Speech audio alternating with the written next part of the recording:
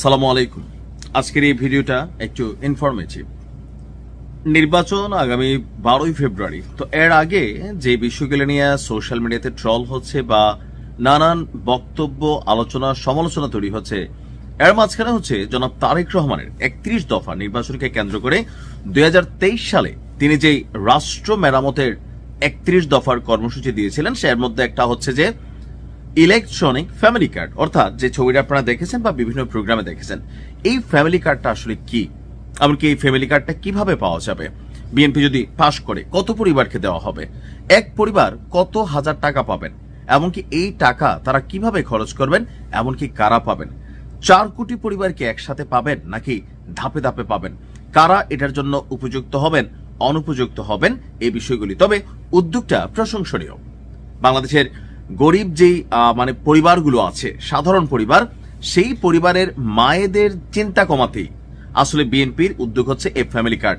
জনাব তারেক রহমান মনে করে দারিদ্র দূর করতে হলে রাষ্ট্রকে সরাসরি নারীর পাশে দাঁড়াতে হবে, কারণ নারী শক্তিশালী হলে পরিবার শক্তিশালী হয়, আর পরিবার শক্তিশালী হলে রাষ্ট্র শক্তিশালী হয়।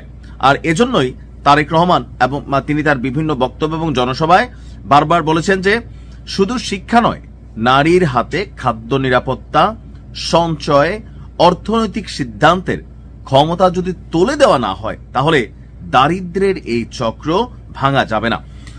এখন আসুন দেখি এই ফ্যামিলি কার্ডে আসলে কি করা হবে। এই ফ্যামিলি কার্ডে প্রত্যেকটা পরিবার মাসে 2000 থেকে 2500 টাকা পাবেন।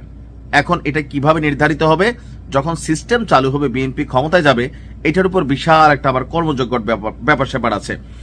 এই সহায়তা কিভাবে আসবে, হয়তো নগদ অর্থ হিসাবে এই কার্ডের মধ্যে আপনি পাবেন, লাইক ব্যাংকের যেই চেক কার্ড আছে বা ডেবিট কার্ড আছে, ওইরকম আপনি এটিএম বুথ থেকে তুলতে পারবেন, কোনো ব্যাংকে অ্যাকাউন্ট হবে, অথবা এই কার্ডটা যেহেতু ইলেকট্রনিক কার্ড, কোনো একটা দোকানে ওই যে টিসিবির পণ্যের মতন এরকম একটা প্রত্যেক জায়গায় কোনো দোকান থাকবে, ওইখান থেকে আপনি এই কার্ডের মাধ্যমে খরচ করতে পারবেন, যেমন চাল, আটা, ডাল, ভোজ্য তেল বা আরো বিভিন্ন জিনিস।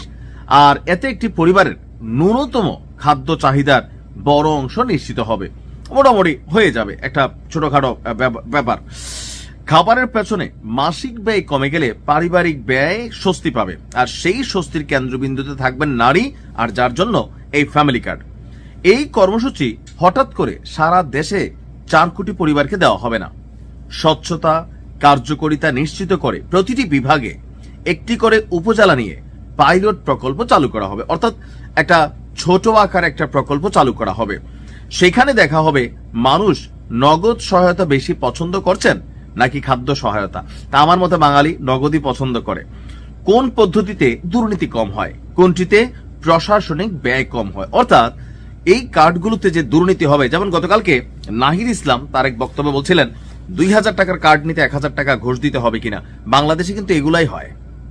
দেখা গেছে একটা প্রকল্প সরকার ভালো উদ্যোগে নেয়, গ্রামে থাকা হামলা চামলা বিচিনেতা যারা ধরেন রাজনীতির ধান্দা হিসাবে পেশা বানাই ফেলছে, এরা কিন্তু খায়া ফেলে। আর মানুষ ভাবে যে একটা কার্ডের লাগে 1000 টাকা দিলাম, আগামী 5 বছর তো পাইতে থাকবো, সো 1000 না, আমার মনে হয় 5000 করেও বাঙালি তো দিয়ে দিবে। আর এটা যে ঘটবে, এই কারণেই প্রথমে একটা পাইলট প্রকল্প, অর্থাৎ ছোট আকারে একটা উপজেলাকে বাছাই যাচাই করে সেখানে এটার উপর পরীক্ষা নিরীক্ষা করা হবে। এই উদ্ভাবনী সামাজিক সুরক্ষা কর্মসূচির অর্থায়ন করা হবে বর্তমান যে রাজস্ব আছে এবং ব্যয়ের যে কাঠামো আছে এর মধ্য থেকেই, অর্থাৎ এটা বিএনপি বা জনাব তারেক রহমান নিজের পকেট থেকে যে আলাদা দিবেন কোনো কিছু না, এটা রাষ্ট্রীয় ব্যয় থেকে। প্রত্যেকটা সরকার যতগুলো সুযোগ সুবিধা দেয়, আবার আওয়ামী লীগ সরকার যা দিয়েছে, এগুলো কিন্তু রাষ্ট্রের টাকা, জনগণের টাকা, ট্যাক্সের টাকা থেকেই এই সিস্টেমগুলো চালু হয়।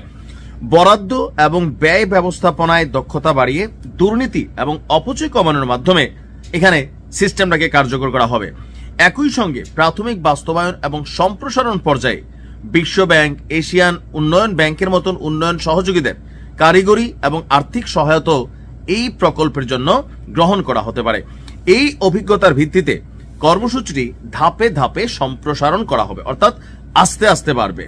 প্রথমে আপনার 50 লাখ পরিবার সারা দেশ থেকে, এরপরে ধাপে ধাপে 4 কোটিতে যাবে। তার মানে একটু সময় লাগবে, তবে সিস্টেমটা খারাপ না যদি দুর্নীতি এবং ধান্দাবাজি এটাতে বন্ধ করা যায়। হয়তো 2500 টাকা 2000 টাকা কিছুই হবে না, বাট অনেক কিছুই হবে আবার ছোটখাটো হিসাবে একটা ফ্যামিলির জন্য। ভালো থাকুন। আসসালামু আলাইকুম।